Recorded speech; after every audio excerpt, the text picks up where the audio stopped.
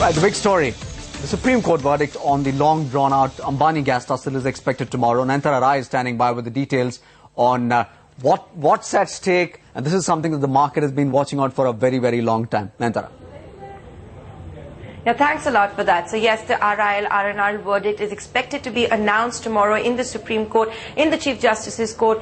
That pronouncement is expected to begin by about 10:30, 10:40 a.m. Something that the markets have been looking out for. We've seen a lot of action as far as those two stocks are concerned.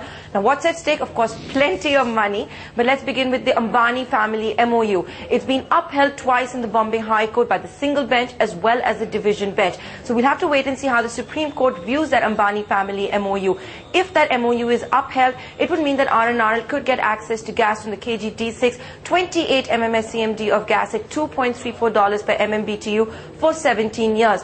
The other thing that we have to look out for is going to be the Supreme Court's view as far as the gas utilization policy is concerned. That's a policy that came about and was decided by the EGOM, led by Pranab Mukherjee, came about in 2008. It decides the priority sectors, who gets how much gas, and in that gas utilization policy as well, there's the gas pricing, which is of course $4.2 per MMBTU. So is the Supreme Court going to uphold the gas utilization policy or not? Now, what is different this time around in the Supreme Court from the Bombay High Court is the role of the government. Before the division bench, the government was an intervener, was helping the court decide, helping the court figure out the various policies. Here it's a co-petitioner. We've seen the Solicitor General Gopal Subramaniam actually tell the Supreme Court bench that it should not change any of the government policies, whether it's the utilization policy or the gas pricing. The Solicitor General has also said it's not up to the two brothers to merge or demerge government property, which is of course the KG-D6. The Supreme Court bench had also observed that the gas flowing from the KG-D6 is a national asset. So we'll have to wait and see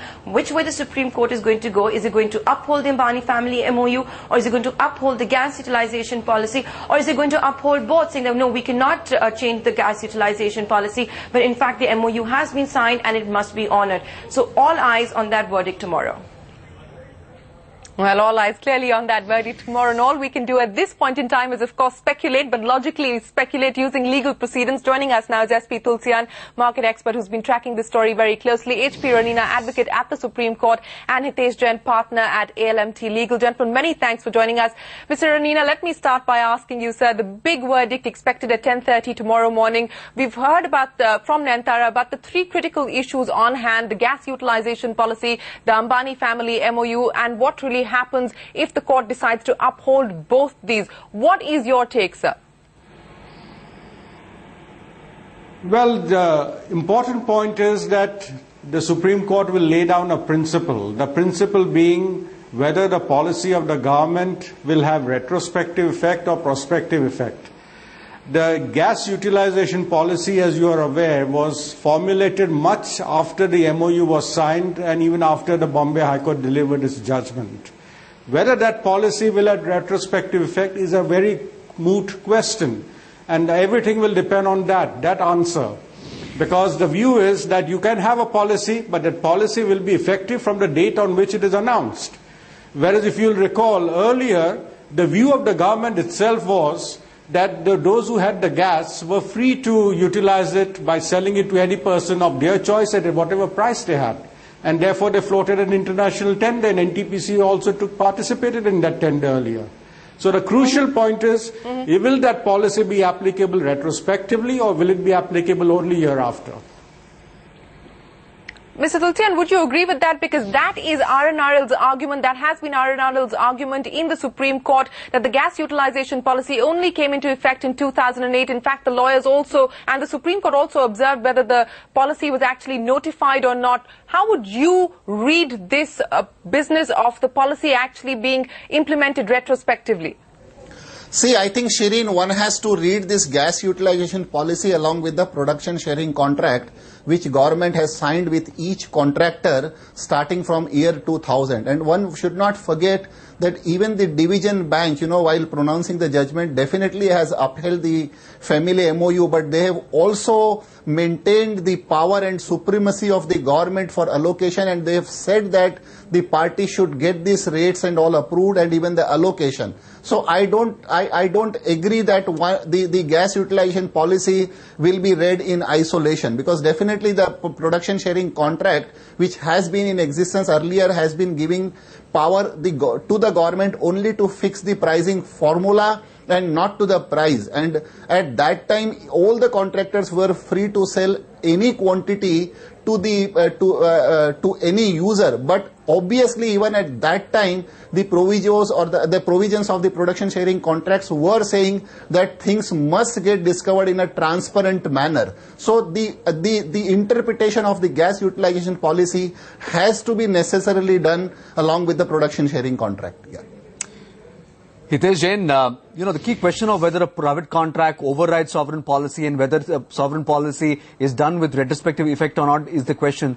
But how significant is this from point of view of enforceability of such contracts or agreements henceforth? Well, according to me, this is one of the most significant issue about the enforceability of the private contract, because policy comes at a later stage. Because if the agreement is going to be upheld, then they will get into the question of policy. If the agreement is not going to be upheld, then whatever is the policy is of no significance. So in my view, the first issue the court will have to decide as to whether the agreements which has been privately entered into between the two independent of the company, whether this is enforceable. So this, according to me, is going to be a very important thing. There is always an old legal argument which has been going on for last 2 decades that company should be a party to this. But in the facts and circumstances of this case, the court will also have to consider that although the company is not a party to the agreement, but if the company has acted upon the agreement, then what will be the implication in this case?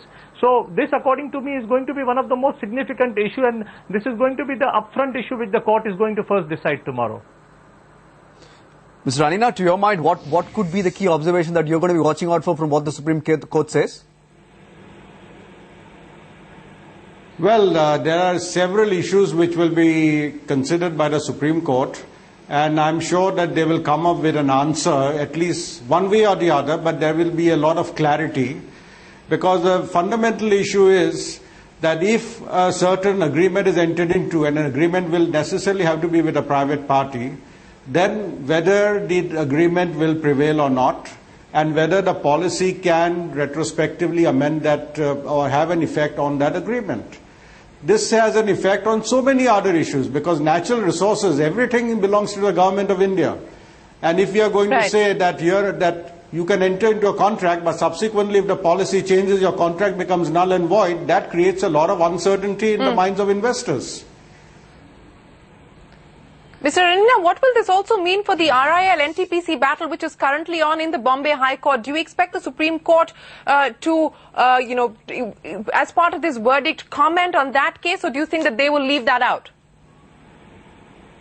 No, they won't comment on this case, but whatever observations are made or whatever decisions are taken by the Supreme Court, they may be relevant in the context in which the NTPC agreement has been entered into. So we have to wait and watch and see how exactly the order is framed, whether it will have some bearing. My own view is it will have some bearing, but they will not comment on that case at all. Mr. Tulsian, the Ril-Rnrl stock has been running up in the markets over the last few trading sessions now. What is likely to be the impact as far as the stock performance is concerned? We are going to see a knee-jerk reaction, whichever way the verdict actually goes. But what do you actually expect in the medium to long term in terms of what the verdict finally decides and comes out in favor of? Shireen, I think it's a make or break case for Ril-Rnrl, because it is very important for the group and even for Ril-Rnrl to have the gas allocation to them at 2.34. And suppose if the next step, if I presume that it gets allocated to 4.2, I don't think that can really solve the damage which will get caused if they won't get the gas at 2.34. One can only say that in that case they will be having a relief to the extent of 20%. So it will be make or break, because it will have a spiraling effect on the companies like Reliance Energy, on the companies like Reliance Power, because eventually they will all be entering into this, they will be setting up the power project projects to make the utilization of the gas, because RNRL is just a company having created to secure the gas rights. Ultimately, the difference between the prevailing market price and the allocated price won't flow to RNRL. RNRL may be having a margin of maybe 5 cents or 10 cents, but ultimately the flow of that in form of profit will come to the company like R Power and all that. So it is a make or break for RNRL and even for the ADAG group, and a must for them to secure the gas at $2.34. Yeah. So it's a make or break for the ADAG group. Hitesh, very quickly, what are you expecting from the Supreme Court tomorrow? Well, I will not be surprised if the court may held that this is a private dispute and we may not enforce and leave RIL and NTPC to battle out independently. So you may see a different way where the court may also consider saying this is a private agreement, we are not enforcing, and leave NTPC and RIL to battle out. All right, gentlemen, we'll have to leave it there. Hitesh Jain, HP RANINA, SP TULSIAN, many thanks for joining us with your perspective. Of course, the ball is in the Supreme Court tomorrow. The verdict is out at 10:30. We'll be there covering and getting you every piece of the action from Delhi.